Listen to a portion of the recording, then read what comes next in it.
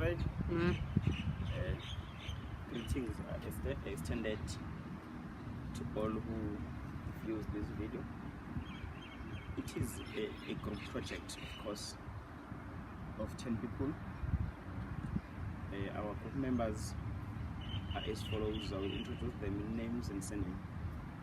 I will start by female group members. Sinetasha Koza, Sinetasha Zamini, Nosipho Mnigati, Nothando Hlophe, Nomvelo Mzizi, Olile Ganza, Othelelo, Ele is a male, Noxolo Mazega, it's a female, Spesihle Bele, it's a male, and Melus Kumalo, myself. Further to that, our group project was to answer the question of gender conflict, but in a sociological manner. First and foremost, I will define what is gender in a sociological point of view or perspective. Sociologists have a social constructed definition of gender. They say gender is characterized through status and as well as societal expectations from each individual. And then that tells that a gender refers to a social constructed cultural norms, psychological traits linked to a male and female. Simply because in our society there are a lot of spheres where gender is defined in different things, also in confliction within the societal expectations. So conflict theory itself, it tells that there is a conflict between two social classes. In this case, we are talking about gender conflict, where we are saying there is a conflict between male and female. The conflict is being caused by what is expected from each of them to participate in societal activities. Here it's a chart that it defines males. There are those tasks that are socially constructed or perceived as a male only done duties. So our chart broadly, here we see a heavy duty. In our society, it was been told that these heavy duties, it can only be done by male people, of which subject and not give female people an equal opportunity. Therefore, it oppresses them, or it prohibiting them to participate as their right to participate freely and equally to the society. So within this chart that we created, we see most of the time women have deprived equal opportunities as much as they are given to female. For example, in all societal issues, we've noticed that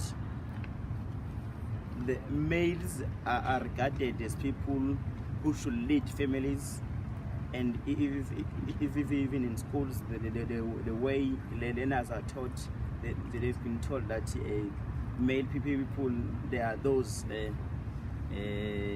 careers that can only be done by male people and not be done by female. Also, in church issues, all the time we find male people leading churches and leading societal issues, and women, as you can see here, this is a cultural perspective that makes a female person to be more submissive to a male. This is a cultural norm that also perpetuates gender inequality. Thank you very much. My colleagues will further explain the theoretical perspective and as well as a functionalist perspective in gender inequality.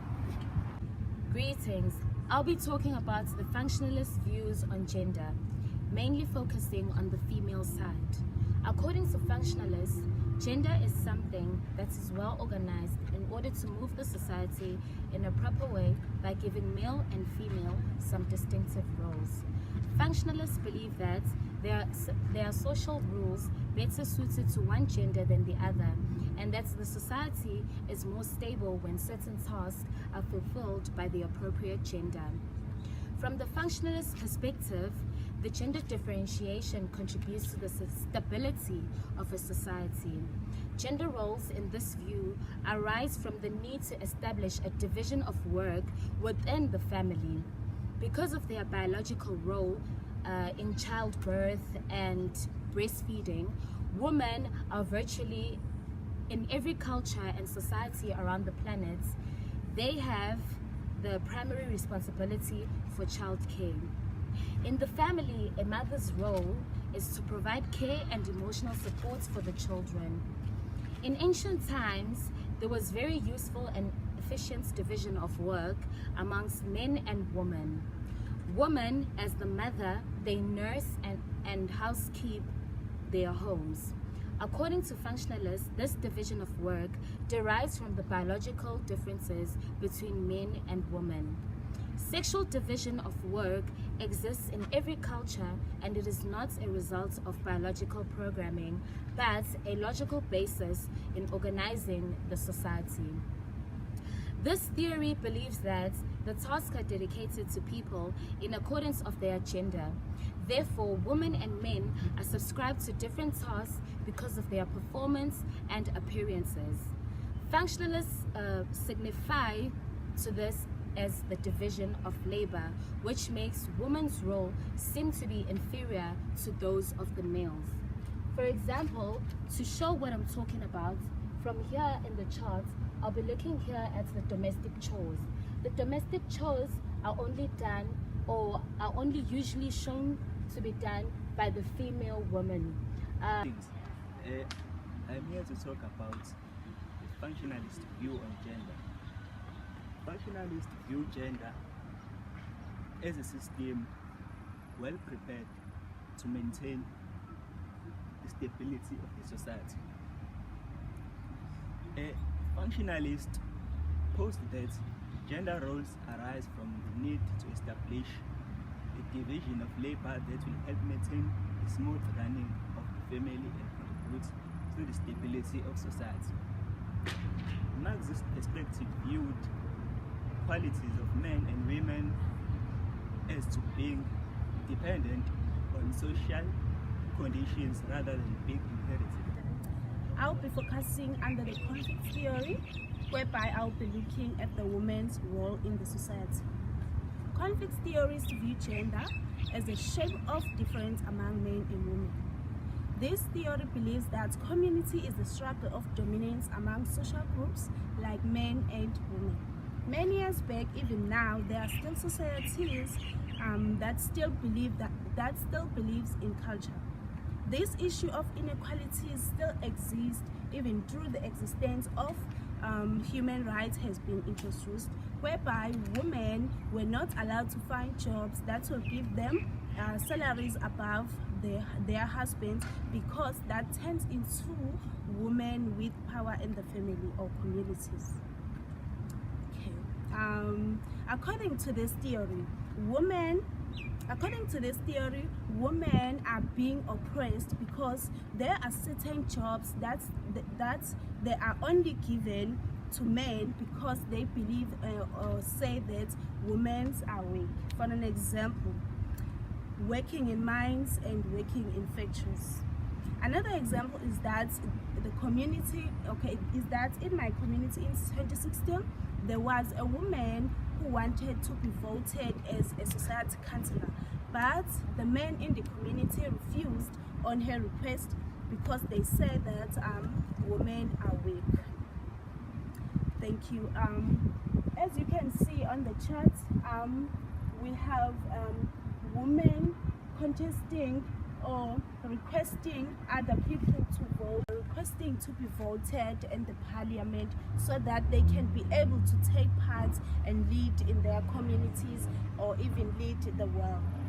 And you can see here under dominance, women are the one who are busy with the cooking stuff, while the man is the one who leads, because they believe that men are capable of leading the community or are capable of being leaders in their community.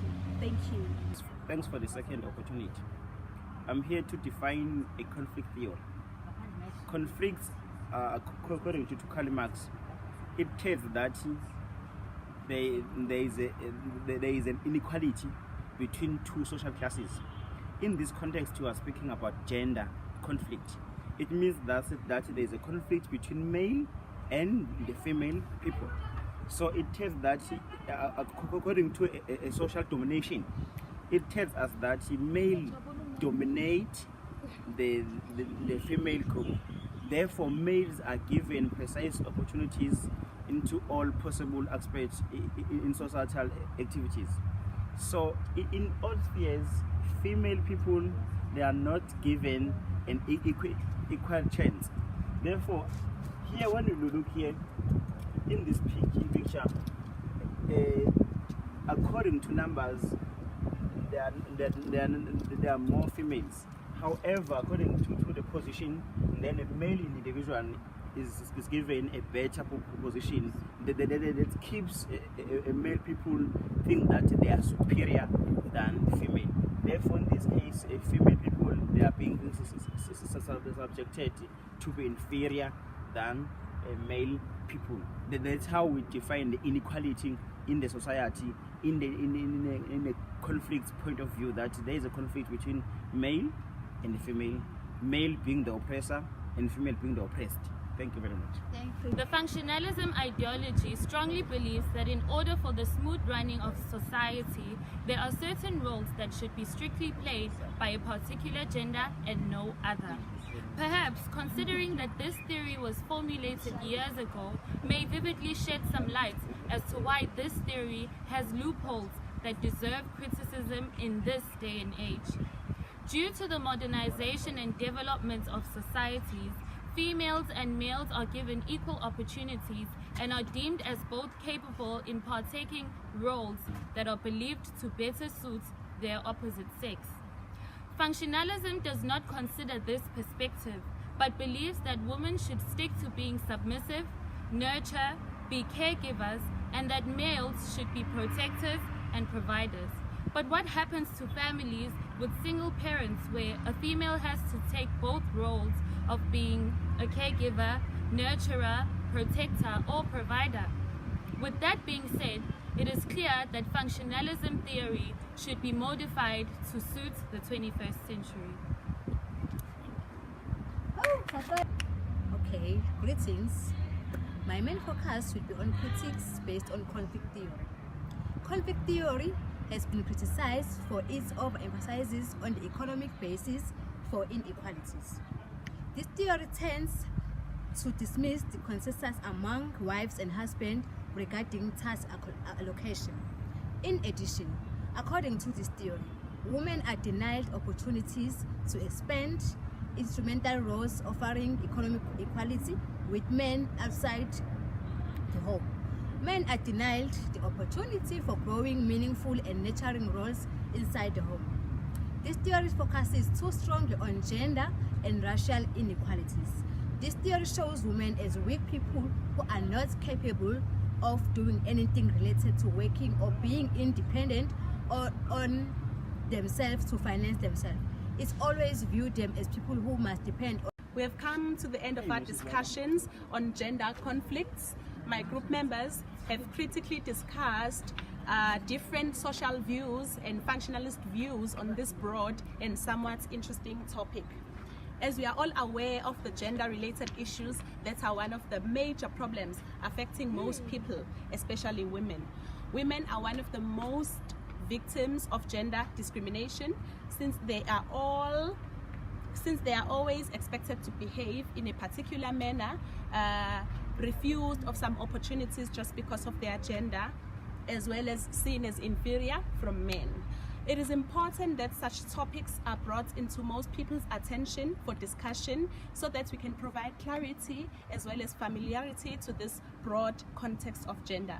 By so doing, we are ensuring and trying to find the right skills and relevant information so as to tackle this issue that is such a concern to us. Thank you so much. I'm now allowing my group members, Polo and Spare, for the question and answering session. Thank you. Okay, as we have heard some group members discussing conflict theory, my question is, what causes gender conflicts? Okay. Gender conflict has many causes, including bad mentality, educational level, as well as culture and tradition. Based on bad mentality, socialization is the key factor. The way someone is being socialized to an environment is the key factor. Likely to the fact that women are taught and even themselves believe that they cannot occupy top positions. Then we focus on educational level, whereas teachers and families are the most influential people when it comes to gender conflict. They do this through tasking of chores, likely to providing maids to clean windows, whereas maids have to mop the floor. Okay, based on the culture and tradition, we see culture and tradition as the major. Okay, to add on that, I will also show some of the causes of gender inequality. Gender inequality shows that a number of teaching in some of the religions is a great cause of increased pain in the world than peace. Even though religion plays a very important role in every human, there are exits some witness in some religions which acts as a case to women. The issue of religion can be addressed by giving female people an equal opportunity to be church leaders, and also try to teach male people that they are not superior than female because they are all image of God. Another way is women empowerment. Another way to show the causes of gender inequality is women empowerment. Women lack enough empowerment in some parts of the world. Understanding the importance of empowerment will motivate women and curb the issue of gender inequality. Gender inequality will lead to violation of rights, sexual violence. This problem can be addressed by empowering women, educating them, government taking specific policies in favor of balancing gender. Thank you.